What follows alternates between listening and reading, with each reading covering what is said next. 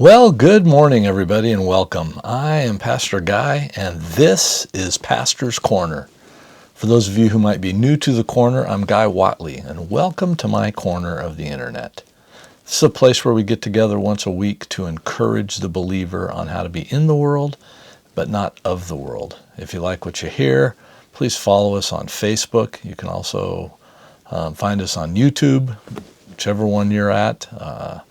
We encourage you to subscribe and give us thumbs ups and likes and all those things. That helps the algorithm. Other people see it that may not have unless you do that. So I encourage you to do that. And I appreciate those that do it every week. And that's a blessing. You can also see us on Sunday mornings at 10:30. We live stream, Lord willing, our Sunday morning service at 10:30 Pacific time. And you're welcome to join in. We are going through the book of Acts right now. We are just finished up. We're at the end of Acts chapter 2. So anyway, welcome. And let's get started this morning. So I peruse a lot of articles. I try to stay up with current events and things going on within the church and out of the church, and that have spiritual significance, and and all of those kinds of things. And I came across an article, and it's titled "Why New Pastors Don't Survive Their First 5 Years." There's a dash, and then after the dash it says, "And how we can fix this." And I don't know if his statistics are right, but I thought I would share them and then just reflect a little bit on it this morning. He quotes a Duke University study which found that 85% of those who train for full-time ministry are out of ministry within 5 years. You could adjust and clarify that on some level. Even if the number is closer to 75 or 50, the point remains there are problems between whether it's gaps or just issues in how people train for vocational ministry, and what happens when they get out there. And I'm not going to focus on the training part of vocational ministry as much as what happens when we get out there.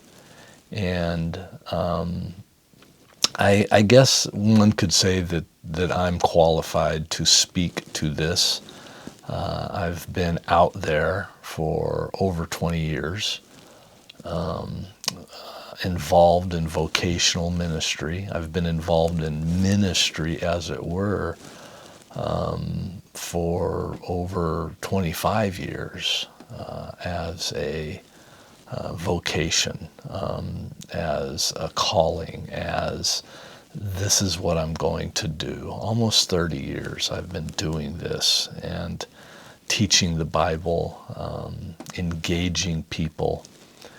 And so I don't know, maybe I don't know anything, but maybe I do, and you can be the judge of that. I think that that vocational ministry, and when one is called into the ministry by God, and it is affirmed by elders of the church or churches, whatever the case might be,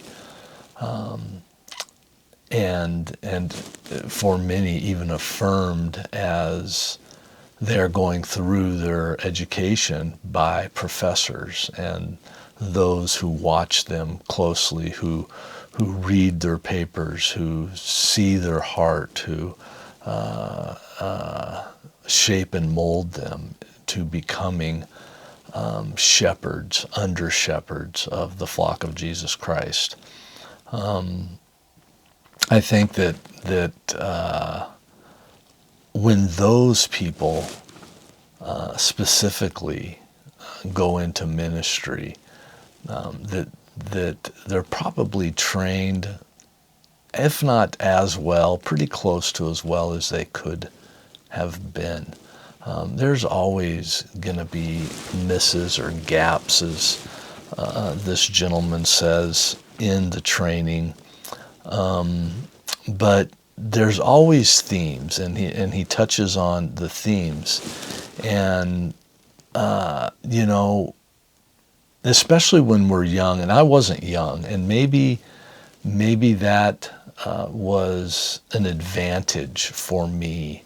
In fact, I would almost say it was an advantage because when you're young and entering into ministry, and by young I mean you're in your early 20s and you go through school and you get out and you're plopped down, for many of them maybe in a solo pastorate church where they're the only individual. They're still learning life, right? And how to interact, how to deal with crises and people, and help them, and wisdom, and all of those things that take years to amass. And so in that arena, they probably are unprepared for the conflicts, the betrayal, the personal attacks, rumor mills, people who are power brokers within a church, but they're not out front, but they give the most. All of these things that, you hear about them, and you even take classes, conflict resolution and things like that. But until you're there and going through it, it's hard to be prepared, I guess, fully on any sort of level. And it's I won't say it's often said, but it has been said, and I won't say by who, but pastoring or shepherding would be a wonderful job if it wasn't for all the people. And we say that tongue in cheek because that is the job. That is the calling, is the people. So it's not a job. It is a life. It's what you're there to do. But the people are the problem, because sin is the problem, and the people are sinners. And so there is always going to be conflict. That's what it is.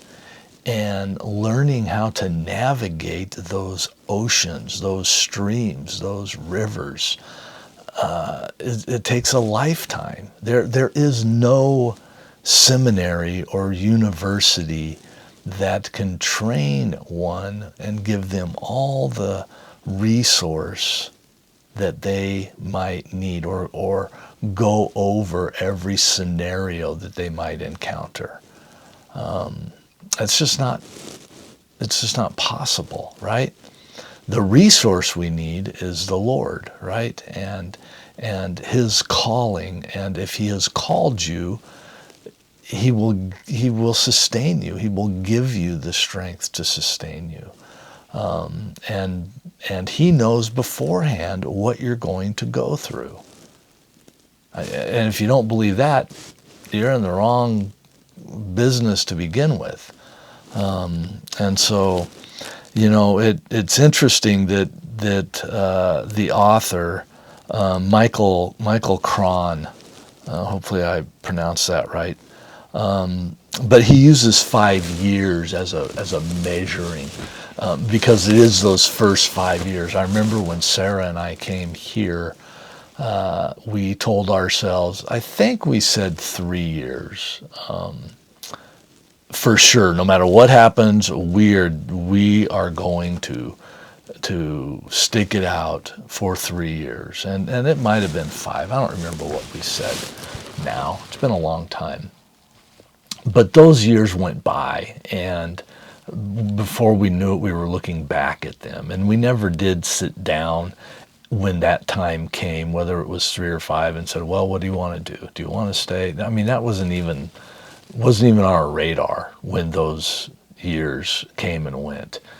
Not because things were going swimmingly, but we never had a doubt that this is where God wanted us. This is where we were called. And so that, that was a blessing. It's not that we didn't have problems, because there are always problems, because there's always people. And where there's people, there's sin. And so you're always dealing with it. It's a struggle, and people are struggling, and people are broken, and people are confused and angry and hurt and betrayed and all of these things. And, so you get a taste of it, and you deal with it, and you do what you can. I was blessed here that I'm at a church that is a member of an association, the Conservative Baptist, and they had a network, and there was about 8 back then, 7, 8 churches, I don't know. We get together once a month. We still do, once a month, for prayer and fellowship, and just to vent or wrestle with issues and all of those things. And that was hugely beneficial for me. I mean, I craved those times. I look forward to them, even though, some of the churches are, 3 hours away I got to drive to. But I was more than happy to do that on the month we met there, just as I was blessed when they would come out to our church. And whether you're old or young, when you're new in full-time ministry, and the only one on staff, those meetings, knowing they were there, just part of it is just knowing they were there, that I could call them and say, hey, what do you think about this? Okay, sit down before I start telling you. It wasn't that we had a ton of issues, but there's always stuff, and so I think that dealing with a marriage within ministry, knowing that your wife didn't really sign up for that, and most churches, there's always an implication, if not a directive, that the pastor's wife will be involved in ministry and doing things. Because she married a pastor doesn't necessarily mean that she's gifted in that area. That doesn't mean she's not going to be involved in life in the church, but sometimes there's a lot more expectations put on the wife that might be necessary or should happen. And so anyway, I guess, after my little rant there, I think that he, like I said, he finished his title, How We Can Fix This. Well, the way we can fix it is you guys stop sinning. There, problem solved, right? That's what would fix it. But that's not going to happen, not realistically. And so I think that there's always going to be that struggle with new pastors, because you really, you just never know what's going to come at you, and I think also being willing to say, you know what, I'm not qualified to deal with this. We need to seek outside help. Those kinds of things. And but I think that's all part of the preparation. But conflict in ministry is never going to be eliminated. It is inevitable, and should be expected.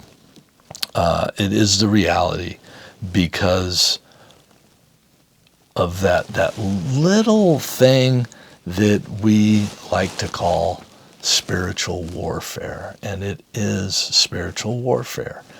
And a pastor and his family are under attack like nobody else in town. I can promise you that. And the elders and the deacons of those churches are under attack. But the pastor being out front, he's under the most pressure and attack by Satan. And he will use people, he will use whatever means necessary to blow up another ministry and move somebody along so that there's another interim and that there's another period where there's no pastor or there's just people doing pulpit supply and the mission of the church is wavering and people aren't evangelizing, and Satan is more than happy with those times.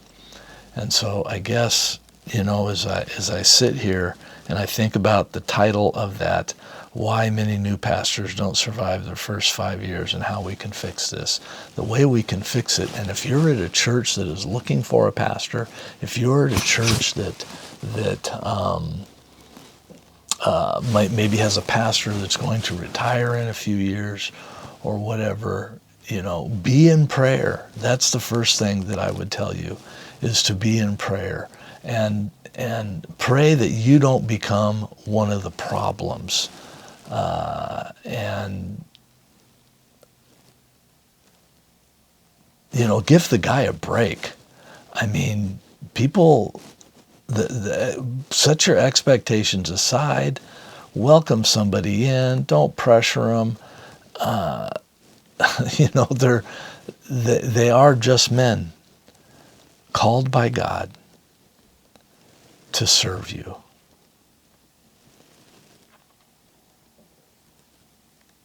And to do it in love. And there is no greater calling. But I'm here to tell you, and you can go read Revelation chapter 2 and 3.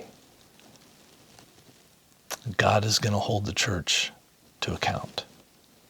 Just like he's going to hold under-shepherds like myself to account for what we teach and what we preach and how we treat and minister to the flock. But the flock's not off the hook.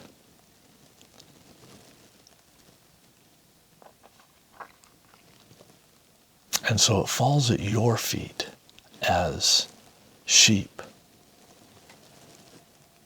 to not be that thorn, to not be that tool of Satan to drive yet another one down the road.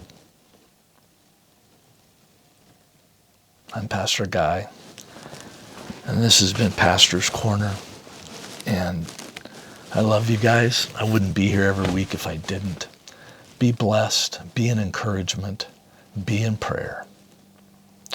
And I will see you next week, Lord willing, as we continue forward in times such as these. You be blessed.